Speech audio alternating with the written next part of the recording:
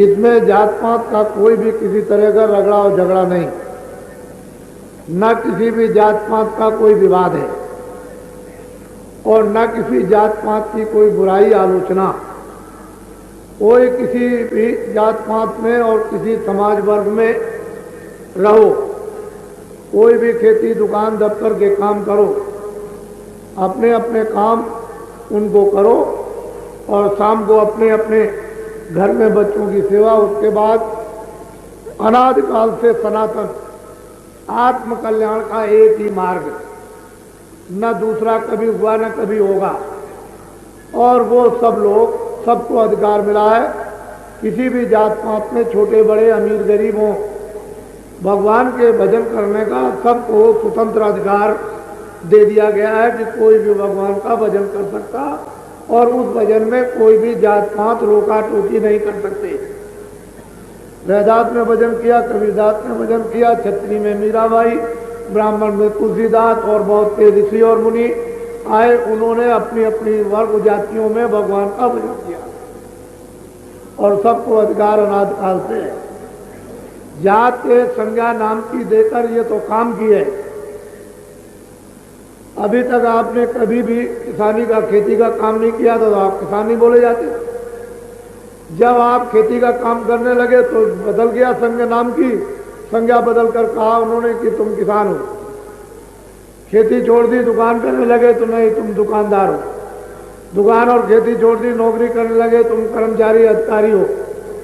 वो भी छोड़ करके कोई आदमी और कुछ करने लगा, तुम नाई हो, धोबी हो। लेकिन शुरू में तो सभी मनुष्य, वहां न कोई जातियों का पहले उल्लेख आता है, मनुष्यता का तो उल्लेख आता है, ज्ञान का उल्लेख, तत्वदर्शी उल्लेख आता है, आनंद का भी आता है, मुक्ति का और मोक्ष का भी है। क्योंकि पहले सब जो है योगी विज्ञानी, कोई भी नर नारी बच्चे बच्चियां उससे शून्य नहीं थे, सब योगी थे, सब विज्ञानी थे कृतार्थ रूप। अब ये झगड़ा जो आपने डाल लिया है और जब आप बुद्धि का विवेक खो चुके हो तो ये रगड़े झगड़े में फंसो। कोई कुछ कहता है, कोई कुछ कहता है, कोई कुछ। इसी में काम होता है, क्रोध होता है, लोभ होता है, मोह अहंकार होता है, इनसे भजन होने वाला नहीं। इन सब भूतों से भजन कभी होता नहीं। काम आएगा, क्रोध आएगा, लोभ आएगा, मोह आएगा, अहंकार आएगा, इनसे कभी भगवत भजन और पूजा नहीं हो सकती, कभी किसी इष्ट की उपासना हो ही नहीं सकती। जब इन सब चीजों का परित्याग करोगे तो अपने अपने इष्ट की तभी उपासना कर सकोगे, तो नहीं हो नहीं सकती। और ये यहाँ कोई रगड़ा झगड़ा है, सब वर्ग के आते हैं, सब जातियों के आते हैं, पढ़े लिखे अनपढ़ आते हैं, यहाँ उपस्थित होते हैं। यहाँ कोई विशेष जात का काम नहीं। और ये सब लोगों ने अच्छी तरह से निरख और परख लिया और पहचान लिया और हमारे यहाँ सब लोगों को सम्मान मिलता है। हम भी वैसे ही रहते हैं जैसे आप रहते हो। तो असली चीज ये है कि आप उन झगड़ों से अलग हो जाओ। बात जो है महापुरुषों की, उसको समझने की चेष्टा करो और जो महापुरुषों ने अपना आशीर्वाद दिया है, जिसे आत्मधन को बांटने के लिए, उसको आप ले लो। यही आपके लिए सौभाग्य की घड़ी है।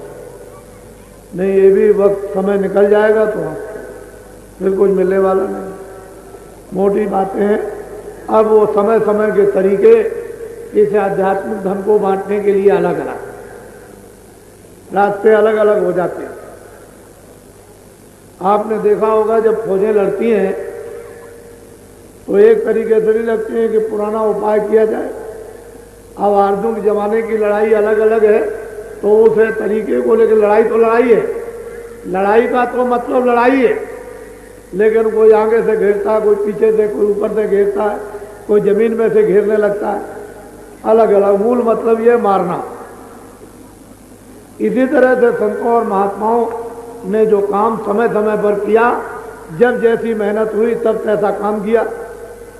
इस समय मेहनत ज्यादा है तो ज्यादा घेराघारी, लेकिन वस्तु जो है अध्यात्म, आत्माओं का धन है, उसे कैसे दिया जाए और कैसे लोग इसको स्वीकार कर लेंगे और उसका लाभ कैसे लेंगे और मुक्ति और मोक्ष है, इनको कैसे मिलेगी, जल मरण से कैसे बचेंगे, 84 नरकों की यातनाओं से कैसे छूटेंगे। मेन मुद्दा, असली लक्ष्य, निशाना तो महात्माओं का ही है। अब बात यह है कि खान पान है वो तो सबको मना करना, ये गंदा मत खाओ, गंदा मत पियो, बुद्धि खराब होगी, इंद्रियां खराब हो जाएंगी, ये हो जाएगा वो, ये तो मना करना ही पड़ेगा, वो तो सबके लिए। इसमें जातवाद विशेष वर्ग की बात, न हिंदू न मुसलमान न ब्राह्मण न क्षत्रिय, तो सबकी एक बात। और सभी महापुरुषों ने वर्जित, जो खराब चीज है उसको वर्जित किया, मना किया, निषेध बताया। तो वो तो आपकी किताबों में भी है, और किताबें नहीं समझते हो तो महात्मा समझा देते हैं। तो मोटी बात को मेरी बड़े ध्यान से आप सुनेंगे, ये बात कभी लेकर के भी मत जाना। और अब की बार उपस्थिति ये इस वर्ष में विशेष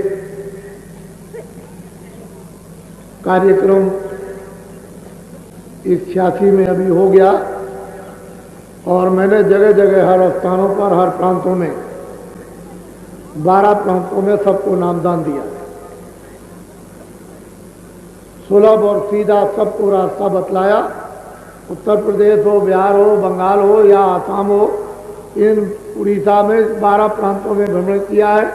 हर रोज सबको नामदान दिया और उनको बताया कि खान पान ऐसा तुम अपना शुद्ध और पवित्र रखना, जो खराब चीज है उसका परित्याग करने देना, और बाल बच्चों की सेवा और खेती दुकान दफ्तर के काम करना। लेट के करो, बैठ के करो, ये तुम्हारा बड़ा ही सौभाग्य है कि ये मालिक ने ऐसी प्रेरणा दी कि प्रांत प्रांत में इस वस्तु को जा करके बांट दो।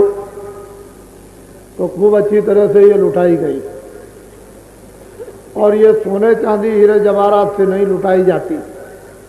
न हीरे जवाहरात, सोना और चांदी राजपाट ये नहीं दे सकता। ये तो जब मालिक का आदेश हो जाएगा तभी ये अनमोल ये धन बटेगा, बगैर उसकी कृपा के नहीं हो सकता। तो खूब अच्छी तरह से 90 दिन तक बांटा गया, और जितने महीने इधर 4 मई के बाद हुए वो लगातार बट रहा, और अभी बराबर ये बटता रहेगा। बड़े ध्यान से मेरी बात को सुनेंगे, और हर तरह की जो परिस्थितियां समाज में, जो जटिल परिवार में या खेती और दुकान और दफ्तरों के कामों में आ गई, उन परिस्थितियों को सुलझाने के लिए एक संकेत लोगों को फेंका, एक संकेत दिया कि तुम पीड़ित क्यों हो, तुम दुखी क्यों हो, तुम परेशान क्यों हो, तुम रोते क्यों हो, तुम बीमार क्यों हो, तुम झगड़ा क्यों करते हो, तुम जातियों के झगड़े में क्यों हो। इस तरह से तुम इसमें एक संकेत उनको दिया, और लोगों ने संकेतों को सुना, और देश में उसकी जनमानस में चर्चा प्रारंभ हो गई। दोनों चर्चाएं चल रही हैं, मानववाद की भी चर्चा है और अध्यात्मवाद की भी चर्चा है, और दोनों को आपको ये पूरा कर दिया जाएगा कि अध्यात्मवाद भी पूरा हो और मानववाद भी पूरा हो। दोनों चीजें पूरी हों। जब तक मानववाद नहीं आएगा तब तक अध्यात्मवाद स्वप्न में भी नहीं आएगा। मानववाद की जरूरत। तो ये संकेत दिए, वो लोगों जितनी उनमें हजम करने की क्षमता थी उतना संकेत दिया, और अब दूसरा संकेत मिलेगा। उतना तो लोगों ने उसको जितना चाहा उतना हजम किया, और उसमें आदान प्रदान में बड़े तर्क और वितर्क से सब चीजें अपनी जगह पर आकर के फिर जितनी हजम करने की थी बैठ गई। अब दूसरी चीज उनको मिल जाएगी। पहले तो मैंने ये सोचा था कि चलो भाई मैं मेहनत करूं, तो 12 प्रांत 90 दिन तक तो मैंने मेहनत की, और आपको दिखाने के लिए ले गया कि देखो लोग क्या चाहते हैं और क्या भाव है, क्या इनमें श्रद्धा है, ये सेवा कर सकते हैं कि नहीं कर सकते हैं, ये सुन सकते हैं कि नहीं सुन सकते हैं, इनमें धार्मिकता है कि नहीं है, इनको खड़ा होना या बैठना या प्रणाम करना आता कि नहीं। तो आपने 12 प्रांतों में पूरा अनुभव किया कि ऋषियों मुनियों ने ऐसा जकड़ कर सारे देश को एक धागे में बांधकर, जैसे माला के दाने उस धागे में बांधकर जकड़े रहते हैं, ऐसे ही ऋषियों मुनियों ने, साधु संतों ने इस देश के मानव को उस धार्मिकता में जकड़ के रखा और वो इसको कोई मिटा नहीं। लोग ऐसा कहते थे कि आसाम में लोग बाबा नहीं समझेंगे, और जब वहाँ लोगों को सुनाया कितनी भीड़ें और उनसे पूछा कि कुछ समझ में आता, कह लगे सब समझ में आता। हमको आज तक ऐसा कोई महात्मा ही नहीं मिला, ना यहाँ कोई आया, ना उसने ऐसी बात सुनाई, ना ऐसा रास्ता उसने दिया। और ये क्या चीज़ है अशुद्ध खाना, ये तो कुछ नहीं है, छोड़ देंगे, नहीं खाएंगे आज से। अरे अनाज है, सब्जी है, फल है, दूध है, घी है और सूखे और गीले मेवे हैं और कपड़े हैं, पहनेंगे, गंदी वस्तु नहीं खाएंगे और नहीं पिएंगे। ऐसा लोगों ने खुल्लम खुला कहा वहाँ के स्त्रियों पुरुषों ने। इससे ये मालूम है कि उनको बोध हुआ, हमें संकेत किया, उन्होंने कहा हम समझ गए।